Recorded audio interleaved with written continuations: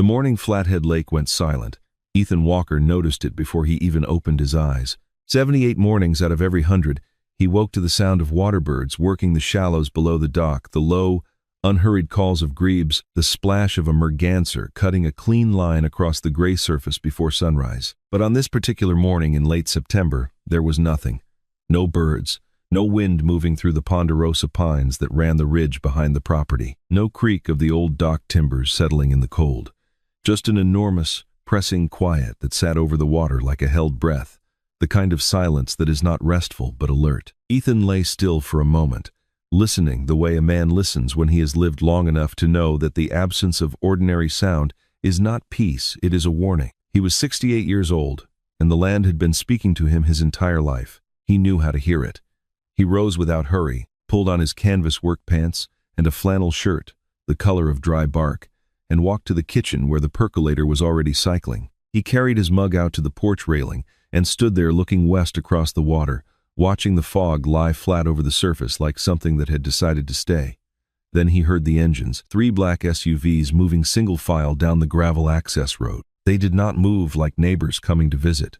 They moved with deliberate purpose, tightly spaced, the way a convoy moves when it expects resistance.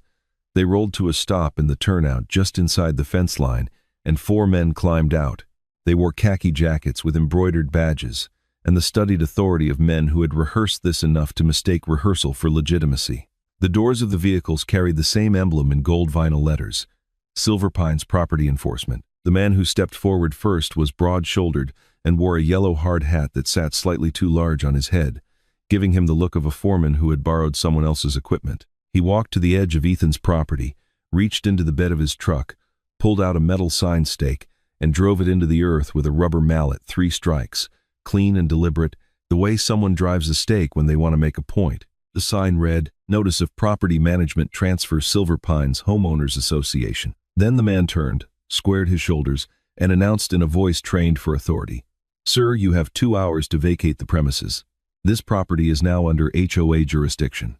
Ethan took a slow sip of his coffee. He set the mug on the railing. He looked at the man, then at the 3 others behind him, then back at the man, and he said, in a voice so even and quiet that the words carried across the yard without effort, How many body bags did you boys bring with you this morning? Nobody spoke. The fog sat on the water, and everything that happened next began right there.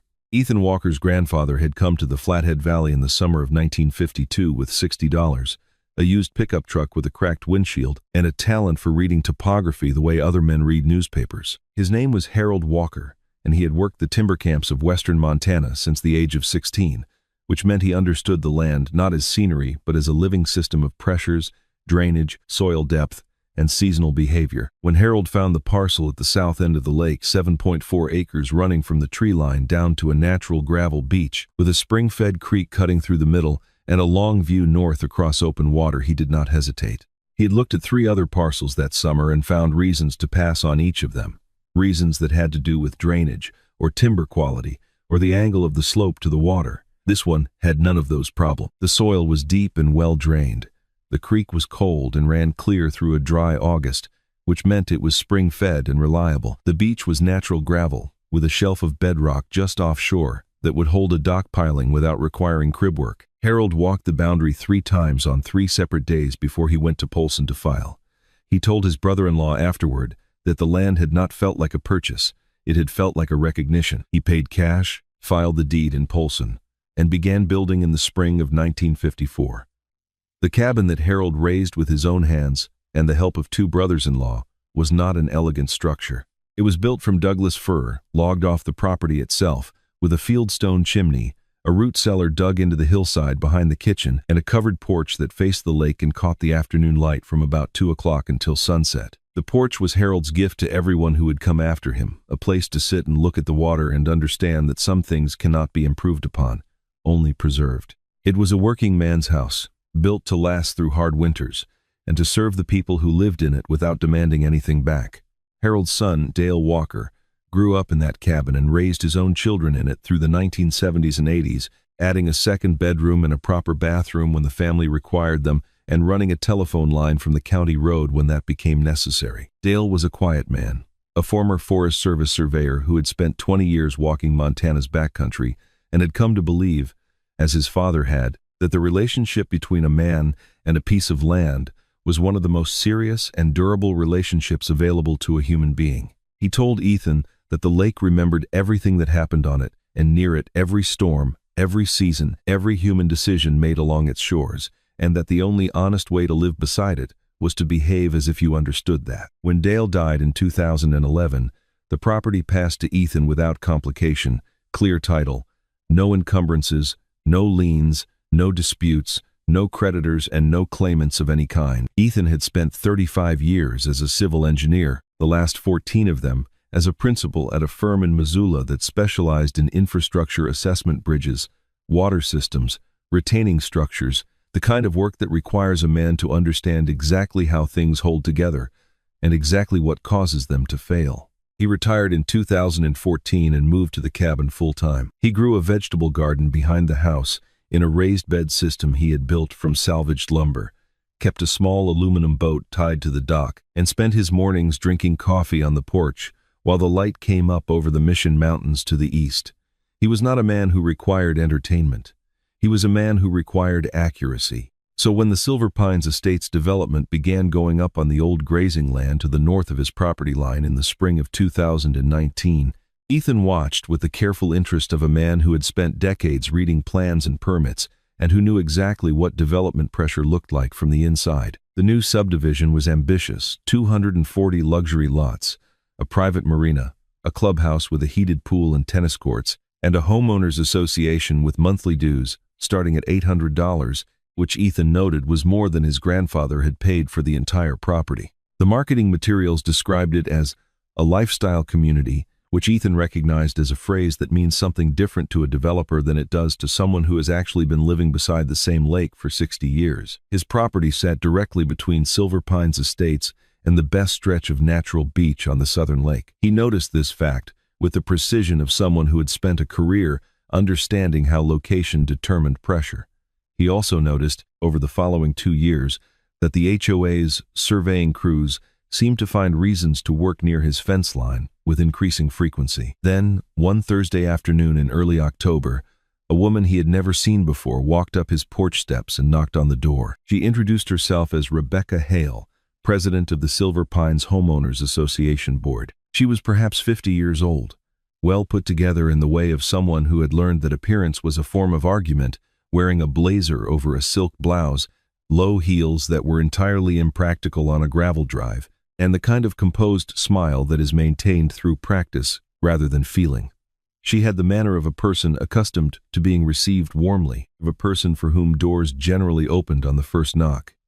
She offered her hand, and Ethan shook it without warmth or coldness, the way he shook any stranger's hand. He invited her onto the porch but did not offer coffee. She took the situation in quickly, noted the absence of hospitality, and adjusted her approach without losing momentum, the way a salesperson adjusts when the usual opening fails. She told him the HOA was expanding its community development footprint to better serve the residents of Silver Pines Estates, and that his property, she paused here and arranged her smile slightly. His property represented a unique opportunity for both parties. She slid a folder across the porch table. Inside was a purchase offer, cleanly typed on legal stationery with the Silver Pines crest at the top, for $120,000 for all 7.4 acres, including the cabin, the dock, the outbuildings, and all fixtures. Ethan looked at the number for a long moment. He did not pick up the folder. He looked back at Rebecca Hale and told her, without particular emotion, that the property had been in his family for nearly 70 years, that it had been built by his grandfather's hands from timber cut on the land itself, that his father had been born in the back bedroom and had died in the same room 63 years later, that it had witnessed the full arc of 3 generations of his family's life, and that no dollar amount printed on a sheet of legal paper had anything meaningful to do with any of that. Rebecca listened to all of this with the polished patience of someone who had been trained to hear the word no as a preliminary negotiating position rather than an answer. When he finished, she told him she understood completely, and she hoped he would take time to consider the offer because the lakefront resort project the HOA had already broken ground on. She gestured vaguely toward the northern tree line, had identified his parcel as the final piece of a larger master plan that had been years in development. She said the word final, with a certain deliberateness that fell just short of a threat while containing all of one. She picked up the folder, rose from her chair, smoothed her blazer with both hands, and told him she was confident he would come to see things differently with time. She walked back down the porch steps, got into her white Land Rover, and reversed out of the drive without looking back. Ethan watched the taillights disappear around the bend in the access road and listened to the engine sound drop away until it was gone entirely. And then there was just the lake again, and the pines, and the ordinary quiet of a Montana afternoon.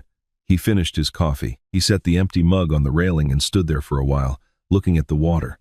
He thought about the phrase she had used, the final piece. He knew what it meant in the context of a resort development, and he understood from long professional experience exactly what happened to the person or property identified as the final piece in someone else's master plan when that person or property refused to cooperate. He was not angry.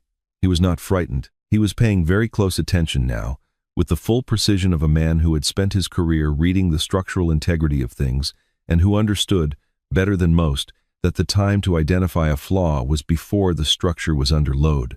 The letter arrived by certified mail on a Tuesday morning 6 weeks after Rebecca Hale's visit, and it came on HOA letterhead thick cream paper, with the Silver Pines crest embossed at the top, written in the particular language of legal intimidation that is designed to sound official without necessarily being accurate. It was the kind of document that is crafted to produce a specific emotional effect in its recipient, a feeling of inevitability, a sense that decisions have already been made by authorities larger than the person holding the paper, that the appropriate response is compliance rather than question. Ethan had seen this kind of document before, in a different context, early in his engineering career. Before he fully understood how development projects worked, he had watched a municipal authority send similar letters to homeowners in the path of a highway expansion, letters that cited statutes in ways that were technically accurate but strategically misleading, that made a contested process sound like a concluded one. He had never forgotten the lesson. He recognized what he was holding immediately. The letter informed Ethan that, pursuant to a resolution passed by the Silver Pines HOA Board of Directors at their regular monthly meeting, his property at 942 Lakeshore Road had been identified as falling within the expanded community governance zone established under Montana Property Management Statute, and that he was hereby formally notified of his obligation to comply with a voluntary relocation initiative within 60 days. The letter used the phrase voluntary relocation initiative 4 times, which Ethan noted with the dry attention of an engineer who understood that the repetition of a phrase did not make it legally meaningful. It simply revealed how much work the drafters believed the phrase needed to do. He sat at the kitchen table for a while after reading it, then walked to the filing cabinet in his office and pulled the property file. He spread the papers on the table and went through them with the methodical patience he had applied to engineering documents for 3.5 decades. The chain of title was clean and unbroken from 1954 to the present. The legal description of the parcel matched every recorded survey without variation. The deed was properly recorded with Lake County. The property tax payments were current. There was not a single document in the entire file that gave any other entity any claim, partial or whole, to the land or the structures on it. Ethan read the HOA letter one more time. Then he picked up the phone and called Sarah Morgan. He had met Sarah through a neighbor 3 years earlier.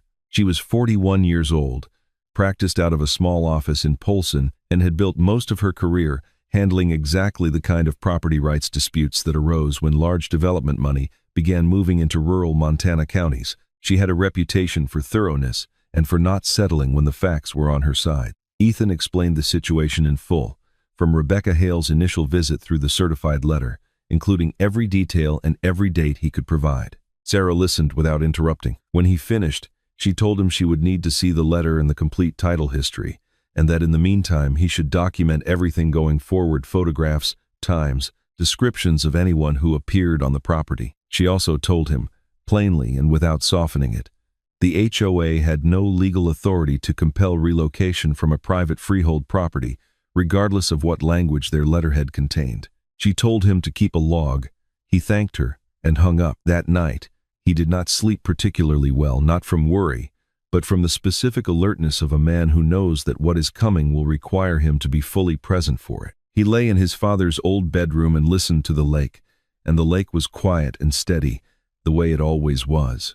In the morning, before the light was fully up, He heard tires on the gravel road. They came at 7:15, before the fog had lifted off the water.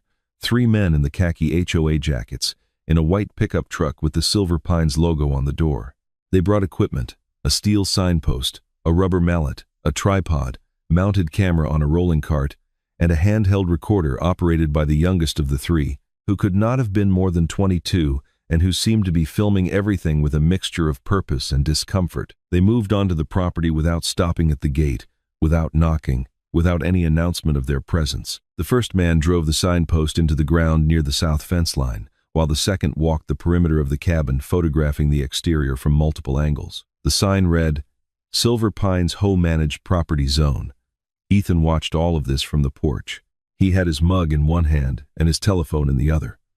He walked down the porch steps, crossed the yard at an unhurried pace, gripped the signpost with both hands, and pulled it out of the ground, the way a man pulls a fence post when he is clearing land for planting, without drama, without commentary, simply removing something that had been placed in the wrong location.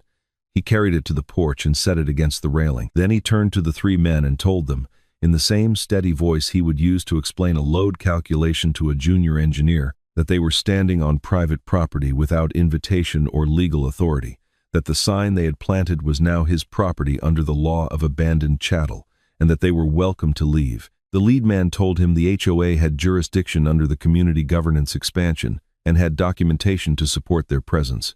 Ethan asked to see the documentation. The man produced a laminated card with the HOA logo. Ethan looked at it for 2 seconds, handed it back, and explained that a private homeowners association's membership card had no more legal standing on his property than a business card. The man told him they would contact the county sheriff. Ethan told him that would be the first sensible thing they had done. There was a pause during which nobody moved. The youngest man had lowered his camera without appearing to notice. The lead man told Ethan the HOA would be returning with proper authority. Ethan told him he was welcome to bring whatever he considered proper authority. He watched the truck pull out of the drive and noted the time.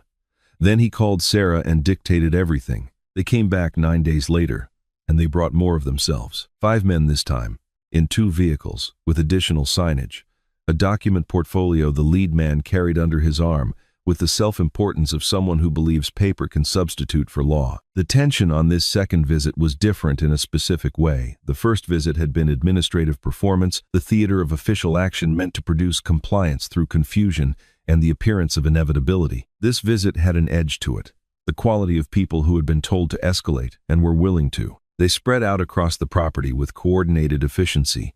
1 man went to the dock and photographed it from multiple angles. 2 men went to the outbuildings behind the cabin. The lead man walked directly to the porch with the portfolio. He told Ethan that the HOA board had formally voted to initiate property management proceedings, and that under the Silver Pines Community Charter, this constituted legal authority to begin the transition process. He said the word transition the way people say words when the words are doing work the facts cannot. Ethan stood on the top step of the porch and looked at each of the 5 men in turn. He did not raise his voice. He asked the man, in the same level tone he had used every time, how many body bags had they brought today? The question arrived in the space between them, with the weight of absolute seriousness and absolute calm, which is a combination that is far more unsettling than anger. He continued, still without raising his voice, still without reaching for anything, that he was not making a threat, because threats were imprecise and he preferred precision, but that he was making a practical observation, which was that any person who intended to take something from him on this piece of ground was going to need to think carefully about every consequence of that decision before they initiated it, not after, because after would be too late to be useful to them. The youngest man at the back of the group had moved 3 steps toward the truck without visibly deciding to do so. The lead man was holding the portfolio against his chest now. He said they would return with law enforcement. Ethan told him that would be a meaningful improvement. He watched the vehicles leave, noted the time, and wrote down every word he could reconstruct. Rebecca Hale came herself on the 3rd visit, and she did not come alone. She brought 2 men in HOA jackets, a general contractor named Vincent Marsh, who arrived in a separate vehicle, and 2 workers from Marsh's crew carrying bolt cutters, a pry bar, and a portable generator on a hand truck. She also brought the young man with the video camera, who had been on every previous visit. It was a Tuesday in the 2nd week of November, overcast and cold, the temperature sitting just above freezing, the mountains to the east lost in cloud. Rebecca had traded the silk blouse for a waterproof blazer and sensible boots, which told Ethan she had come prepared to work and had stopped trying to communicate sophistication. She walked to the porch with the bearing of someone who had made a final decision and was past negotiation. She told Ethan the HOA had initiated a formal property takeover under their community governance mandate, that Marsh's crew was authorized to begin securing the structure, and that Ethan had until the end of the day to remove his personal belongings. She had the tone of someone reading from a prepared script that she had convinced herself was a court order. Ethan listened to all of it without moving from the porch steps. When she finished, he reached behind the front door and brought out the Remington 870 pump shotgun that his father had bought in 1967 and that Ethan had maintained with the same careful attention he gave every tool on the property. He did not raise it. He did not pump it. He did not point it at anyone. He hung it across his forearm in the carry position a man uses when walking fence lines, barrel angled down, action open, so that anyone with any knowledge of firearms could see that it was not ready to fire and was not positioned as a threat. He told Rebecca, in the same measured voice, that he was looking at a group of people attempting to forcibly enter a private residence without a court order, without a law enforcement escort, and without any legal instrument that would survive 5 minutes in a circuit court. He told the 2 workers from Marsh's crew, young men, both of them, one of whom had clearly not understood what kind of job this was when he accepted it that morning, that they were about to participate in what his attorney would be charging as criminal trespass and attempted theft by deception, and that whatever Marsh was paying them per hour was not sufficient compensation for a criminal record. He told Rebecca he was calling 911, and he took out his phone and dialed. Rebecca's voice went sharp. She told him he was threatening her employees with a weapon.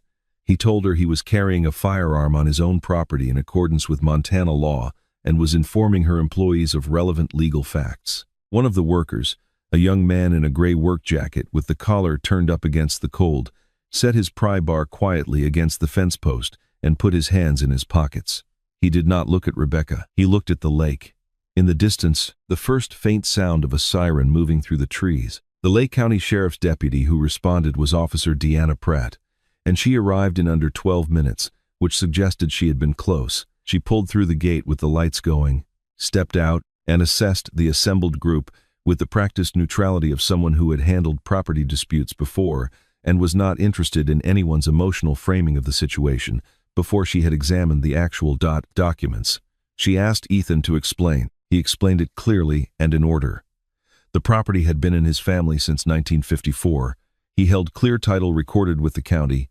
The HOA had no easement and no court order. The individuals present had arrived unescorted and announced intent to forcibly occupy the structure. He showed her his deed, his current tax receipt, and the HOA's certified letter alongside the HOA charter document that the lead man had left behind. Officer Pratt read through the materials without comment. She asked Rebecca to identify the specific legal authority under which the HOA was asserting jurisdiction over a private freehold parcel. Rebecca cited the community governance expansion provision in the Silver Pines HOA charter. Officer Pratt asked for the corresponding county authorization or judicial order. Rebecca began explaining that the HOA charter was its own governing authority. Officer Pratt told her, without any particular force beyond the force of clarity, that a private homeowners association's internal charter did not supersede Montana state property law, did not constitute authority to compel relocation from a fee simple deed property, and that the individuals present had no legal right to be on the land without the owner's consent. She directed everyone to leave the property immediately, and told Rebecca that any return without a valid court order would result in arrest for criminal trespass. Rebecca gathered herself, told Officer Pratt the HOA would pursue this through proper channels, and led her group back through the gate. She did not look at Ethan. The workers were already at the truck. The young man in the gray jacket, the one who had set down his pry bar and looked at the lake, paused at the gate. He looked back at the porch, not at Rebecca, at Ethan.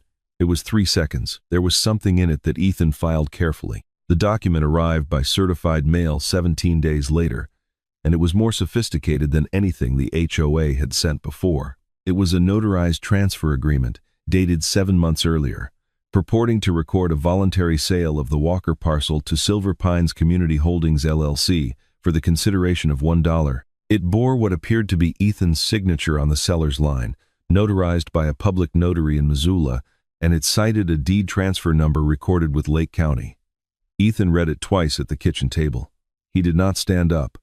Then he called Sarah Morgan. Sarah told him to bring the original to her office that afternoon. She had, in the week since Ethan first contacted her, been pulling county property records and had found a pattern she had not yet fully described to him. 4 other parcels in the county had been subject to HOA transfer claims in the past 3 years, all owned by individuals who were elderly, lived alone, and whose properties sat adjacent to Silver Pines development land. 2 of those owners had vacated their properties. One was in a care facility with no family monitoring his affairs.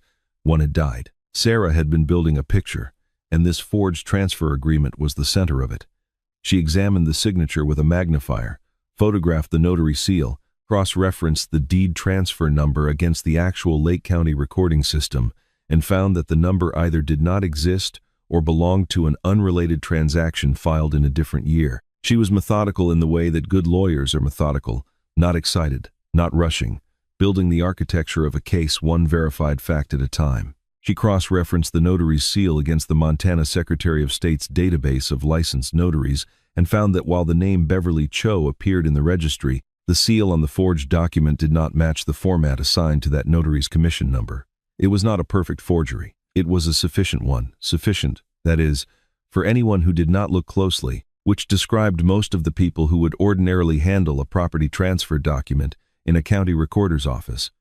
The people running this scheme had understood their audience. They had not counted on Sarah Morgan looking closely. When they were done, she told Ethan this was no longer a civil property dispute. This was wire fraud, forgery of a legal instrument, filing of false public records, and organized theft of real property carried out against multiple victims over multiple years. The criminal referral would go out the next morning. She paused, organizing her notes on the conference table between them. Then she said, they had done this before, and they had gotten away with it every time, which had made them bolder, and their boldness had made them sloppy, and their sloppiness had brought them to his door. She looked up at him. She said, they made one mistake. They tried it on you. 3 days later, a truck Ethan did not recognize came through the gate at the end of the drive. A young man in a gray work jacket climbed out. His name was Jake Turner. He was 26 years old, the youngest of 3 brothers, and had grown up in Ronan, 20 miles south of the lake, in a family that had worked trades in the valley for 2 generations. His father had been a plumber.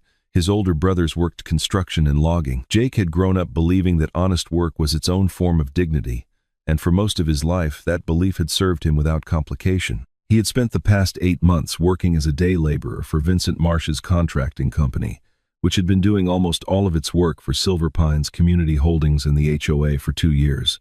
He had taken the work because it paid better than anything else in the valley, and he had believed at the start that he was doing ordinary property maintenance. He stood on Ethan's porch, with his hands loose at his sides, and told him that he had been on the crew for 3 of the 5 previous property actions. That was the term Marsh used, property actions, and that what he had seen at those other properties had bothered him from the beginning, but that something about what had happened at this one, on the morning Officer Pratt told Rebecca Hale and her crew to leave, had broken something loose in him that he had been trying to hold in place. He had spent a week trying to talk himself out of coming, and then he stopped trying.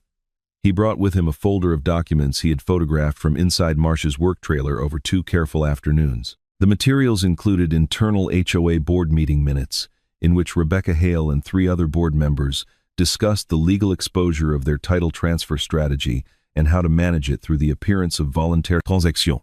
They included a chain of emails between Rebecca and a title company in Kalispell that had been processing the fraudulent transfers, in which the phrase documentation support appeared as a consistent euphemism for the production of forged instruments. They included a handwritten list of 6 properties by address and owner name, with check marks beside 2 of them and a question mark beside Ethan's address. And they included a recorded conversation between Rebecca Hale and Vincent Marsh, obtained on Jake's phone, in which Rebecca said with startling directness that the Walker property was the final piece they needed for the resort access corridor, and that they had handled more difficult situations than one old man with a shotgun. Ethan listened to all of it without speaking.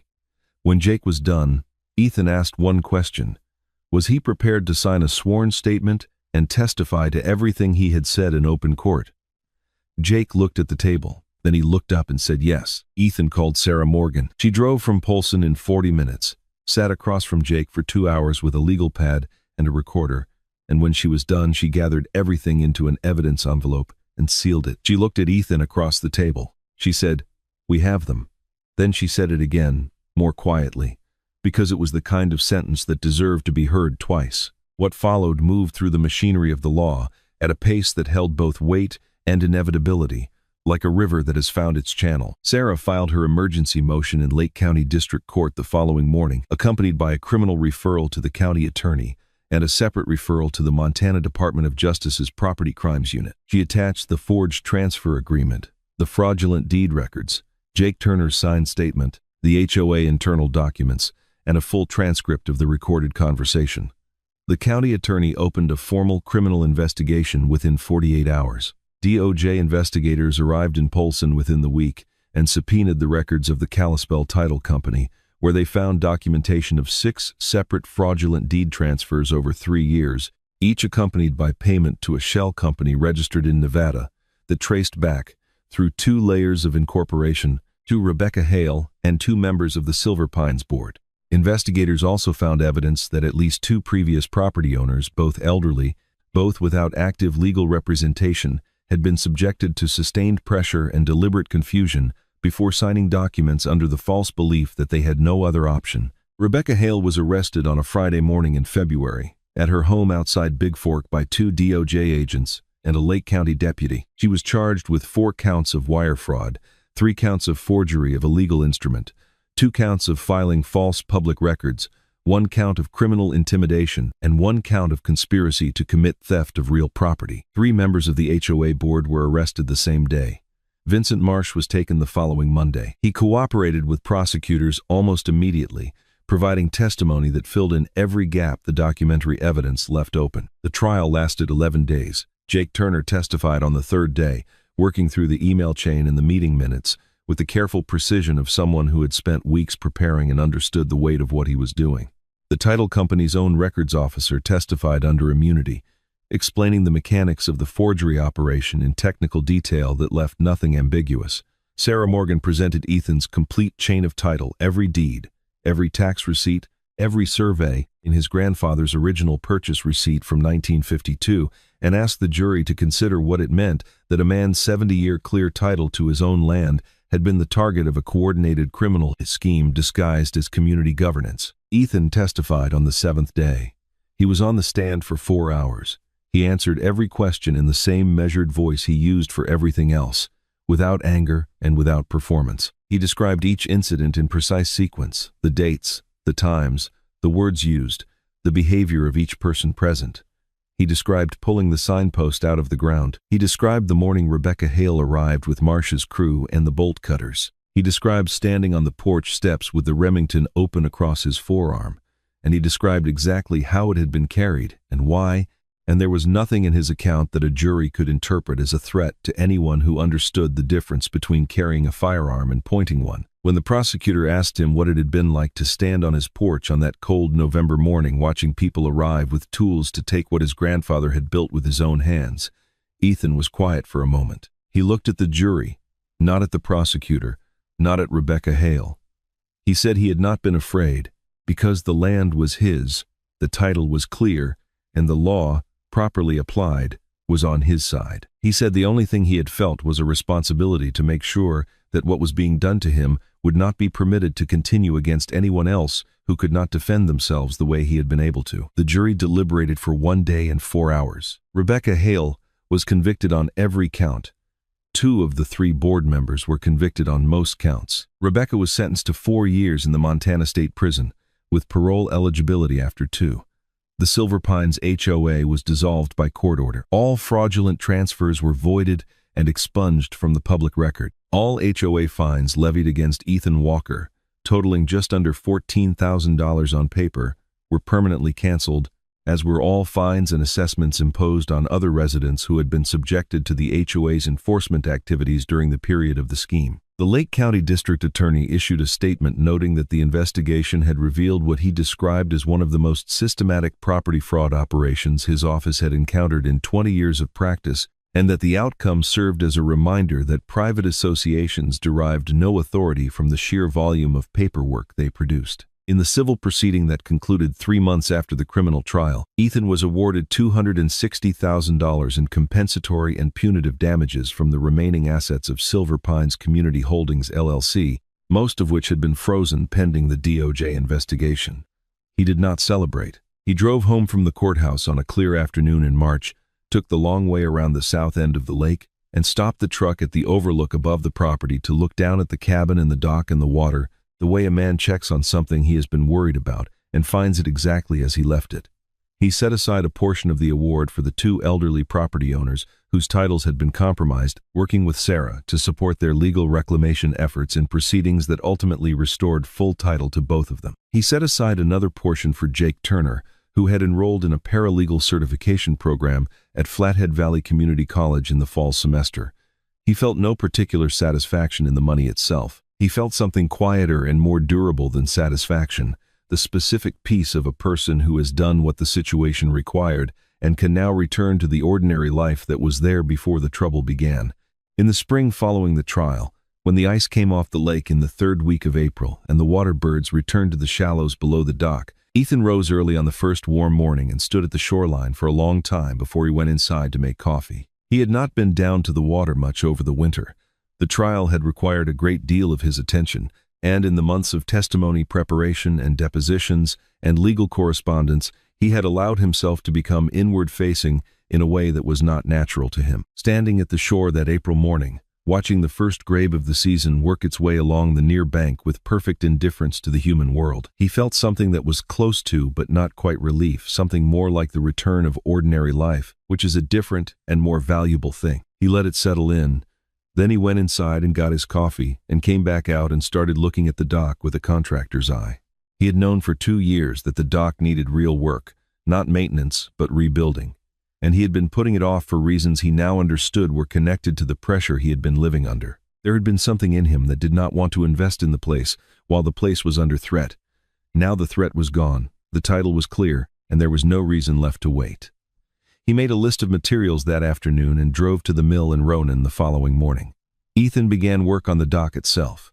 The structure had been serviceable for 2 decades, which is to say, it had accumulated the honest wear of long-use weathered planking, a slightly uneven footing at the shoreward end, repairs made on top of earlier repairs in the way that all maintained things carry their own history in layers. He spent 3 weeks replacing the decking board by board, using western larch that he had sourced from a mill in the valley, the same species his father had used on the original build. He reset the pilings, replaced the cleats and mooring rings, and cut a new post for the end section where the aluminum boat tied up on quiet mornings. He worked without hurry, in the early morning before the day's heat came up off the water, and he thought about his grandfather, working on this same piece of ground with the specific satisfaction of a man who is building something that will outlast him and who is glad of it.